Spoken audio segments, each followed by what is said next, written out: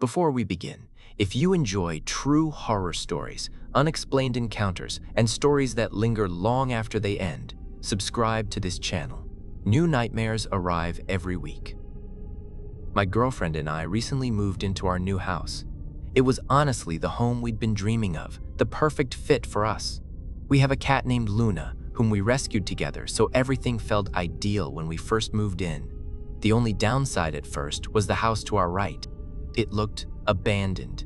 The owner had clearly started renovating it, but never finished. The layout of the houses is such that on our right side, there's a path leading to the entrance of our back garden. Right next to it is the abandoned house's entrance to its own back garden.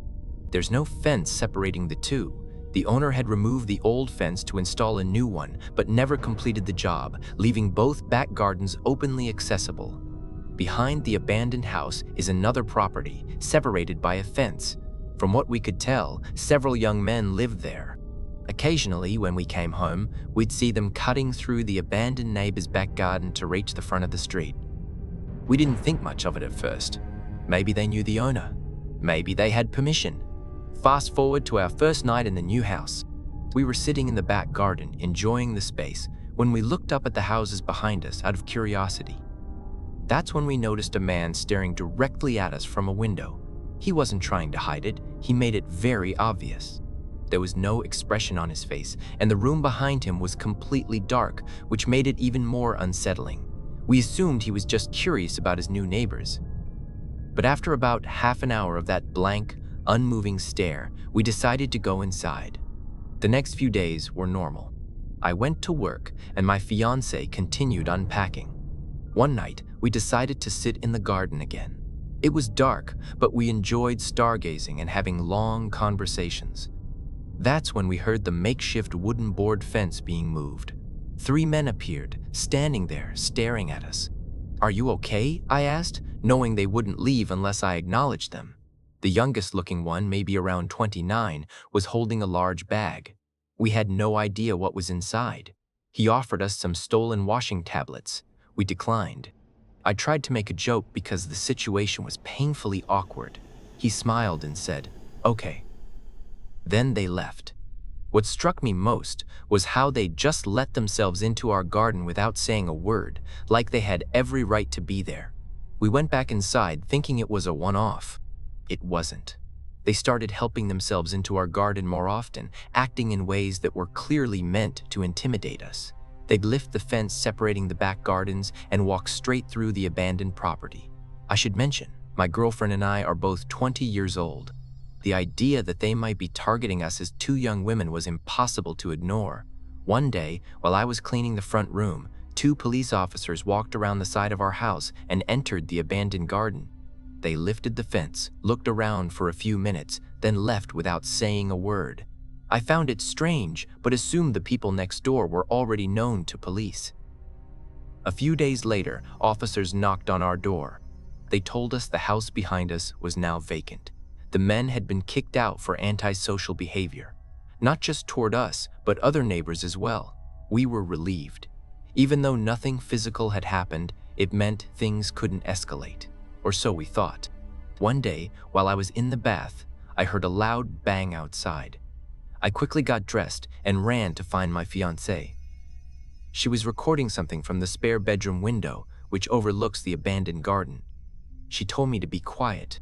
A man we had never seen before had pointed up at our bedroom window. When he noticed her filming, he sprinted full speed toward our house. He tried our door handle as he ran past, then went back into the garden, lifted the broken fence, and started banging on all the windows of the empty house. We called the police immediately. They came, watched the video, took a statement, and left. We were shaken. Why try our door handle? Why break into the abandoned house? A few nights later, while we were in bed, we heard whistling, the kind men used to harass women. It was just after 2 in the morning. Then someone tapped on our window. Terrified, we checked the cameras. Nothing had recorded. Whoever it was must have left quickly because the noises stopped. We didn't sleep that night. The next day, we stayed at my mom's place. When we returned the following morning, we noticed our doorbell camera had been removed and placed on the ground. The memory card was gone. Someone had come back. We called the police again. They told us to keep all doors and windows locked. One officer even said removing the camera could mean they were planning something. That made it worse. The whistling, banging, and attempts to intimidate us continued for weeks. We made multiple police reports. Eventually, they stopped trying the door, and we hoped it was over. 3 weeks later, while lying in bed watching clips from our cameras, we checked the live feed. A man was standing outside. He wore a black mask covering his mouth and nose, his hood pulled up. He stood in front of our garden with his arms stretched wide, like he was imitating a crucifix. He stared directly at our bedroom window, head tilted. We froze. We had moved the camera inside by then, so it didn't record. We were too terrified to think about screen recording. He spoke, but we couldn't hear what he said. Then he crossed the street and stood there staring at our house for 30 minutes. We called the police again. They told us it wasn't illegal to stare at someone's house. They dismissed everything. We couldn't sleep for days. Then one night, just before 3 in the morning, we got a notification. I woke my fiancée and said, "Someone's outside, please check the camera." She did. 2 masked men were approaching from the side of our house, shining flashlights into our windows. One of them, the same man, was holding what looked like a crowbar. For days after that, he'd stand across the street pointing, waving, or shouting up at our window. Every time we looked, he'd stare blankly back at us. The harassment is still ongoing. We have cameras everywhere now. We record everything, but we feel completely powerless. Just earlier today, he was outside again, staring up at us. We caught it on video. We're terrified, and we don't know what to do next.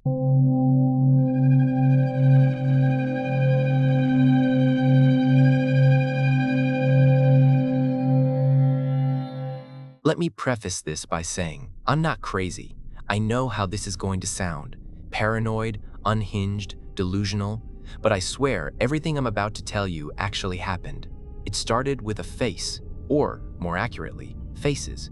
Faces that all looked just slightly off. 3 months ago, I ended a relationship with my ex, Evan. We'd been together for almost 2 years, and the breakup was long overdue. Evan wasn't violent. He never hit me. But he was controlling and possessive in that quiet, calculating way that doesn't leave bruises but still makes you feel trapped. Maybe that's the worst kind. He did things like track when I was on my phone and quiz me about my day, checking to see if I'd give the same answer twice. After I left him, I changed my number, deleted my social media, and even moved apartments. I thought I was in the clear. Then came the barista. It was a Tuesday morning. I stopped by a small hole-in-the-wall coffee shop near my new place. I'd only been there once or twice before.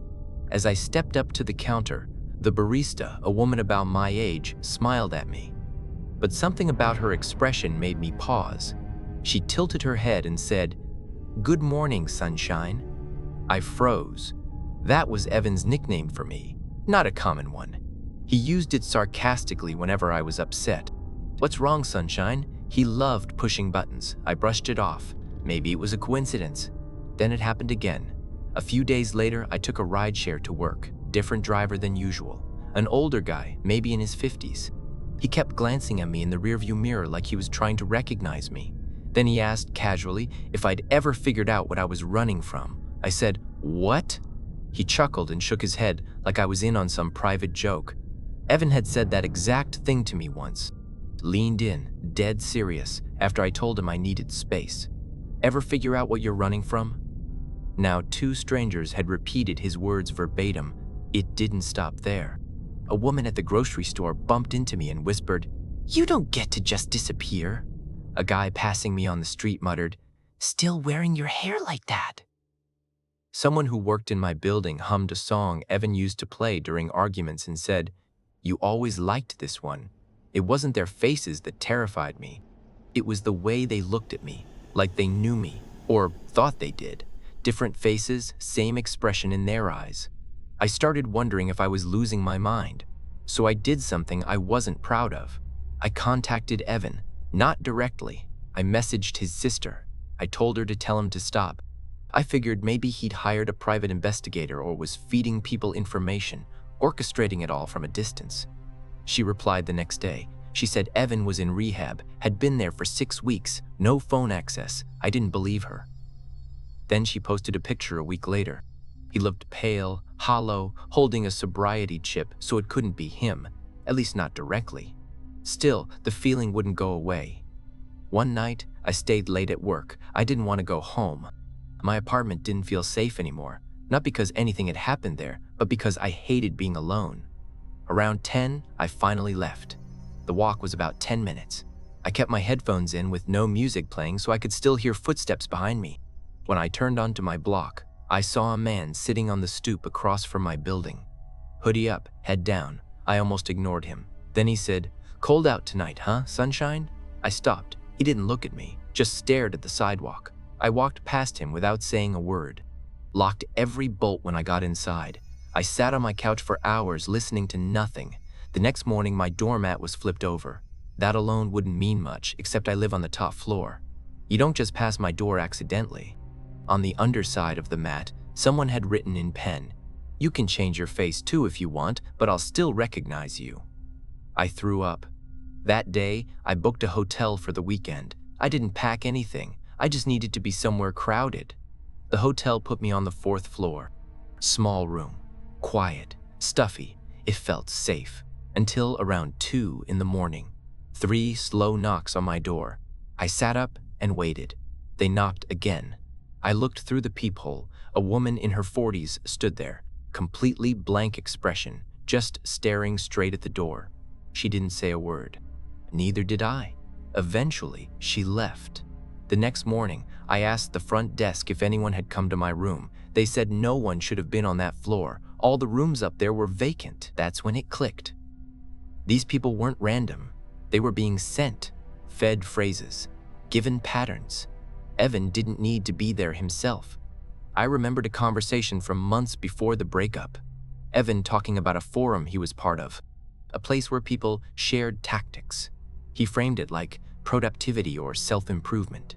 Looking back, it sounded cultish. Someone, probably Evan, had outsourced himself, turned his presence into a network, psychological graffiti, spraying fragments of himself onto strangers so I could never be sure who I was looking at. It wasn't about watching me, it was about making sure I never stopped watching for him. I moved again, disappeared online again, dyed my hair, told friends not to tell anyone where I was. It worked. Until last week. I was walking home from a bookstore when a woman passed me and said, "Still hiding behind books, sunshine." She didn't slow down, didn't even look at me. I don't think this will ever stop. Maybe he paid for a year-long service. Maybe it's public now. Some underground game. Who can scare sunshine the most? Who can get closest without touching? I don't trust faces anymore. The paranoia is eating me alive.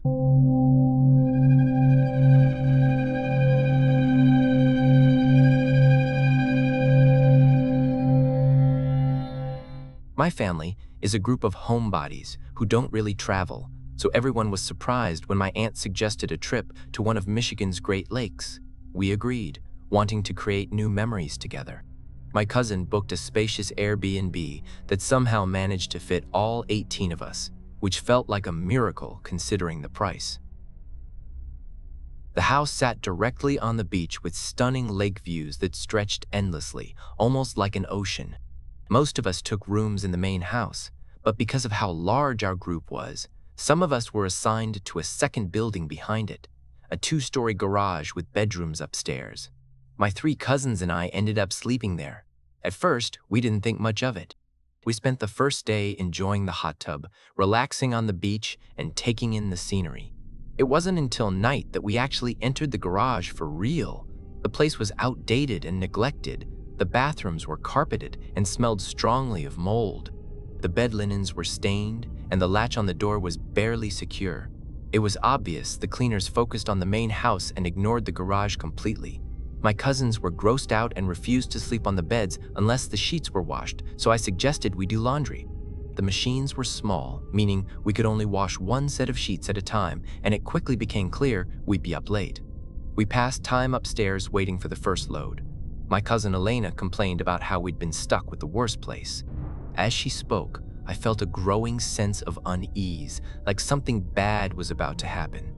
I've had that feeling before, a rare kind of intuition that usually ends in a nightmare or something worse. I told my cousins to stay alert. They took it seriously, especially since we'd all experienced a break-in years earlier when we lived in Detroit. Around midnight, the bell rang from the first floor, signaling the wash was done. I went downstairs alone, switched the load into the dryer, and brought the clean-smelling sheets back upstairs.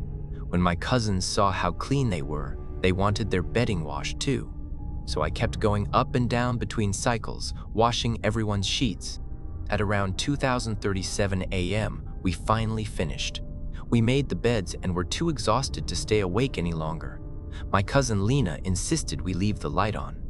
They all fell asleep quickly, but I stayed up doing schoolwork on my phone.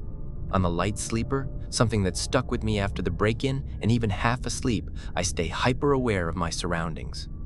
Then, around 3:30 a.m., a loud bang slammed into the garage door, like someone had thrown their body against it. I sat up, startled. My cousins didn't move. I told myself it was just the wind, even though the sound was far too heavy for that. I stayed quiet and tried to relax. Then it happened again. The same deafening crash. This time, the garage door shook and the entire building trembled from the impact.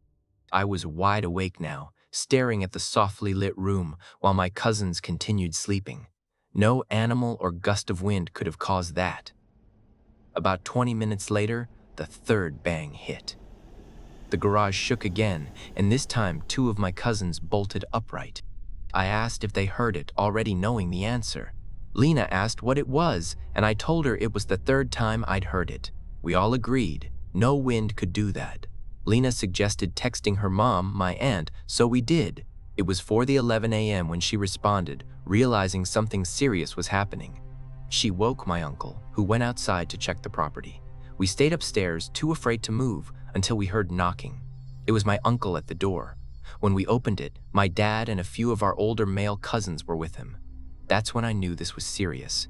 There was no wind, no one messing around. My uncle told us to grab our things and move to the main house. Then he said there was someone on the property. My heart sank. I threw everything into my suitcase and we rushed out of the garage. Inside the main house, most of the family woke up from the noise and commotion. We gathered in the living room trying to piece together what had happened. I explained the first 2 loud crashes. My cousins confirmed the 3rd.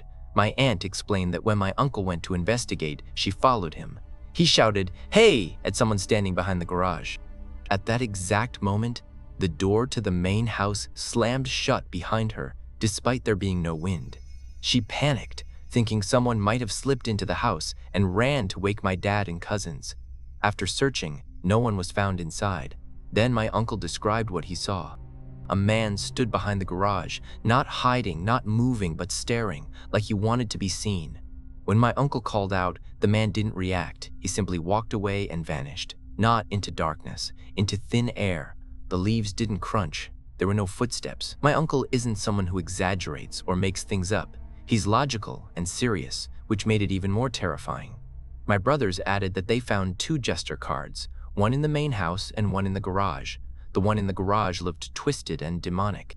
One cousin mentioned that jesters symbolize mockery and chaos, and that the loud crashes happened around 3:00 a.m., the so-called devil's hour. It felt like we were being taunted. My uncle checked for footprints but found only his and my cousins. Another cousin drove down the road during the incident to see if anyone was fleeing, but saw no one. No one returned to the garage after that. We squeezed into the main house, sleeping on floors, couches, anywhere there was space. My mom gave up her bed so we could sleep comfortably. On the 2nd night, she slept on the couch near the large windows. Around 4:30 a.m., she woke to footsteps on the porch. She didn't open her eyes, terrified someone might be looking in. Then she heard someone trying the basement door. The lock was weak, and my brothers and male cousins were sleeping down there.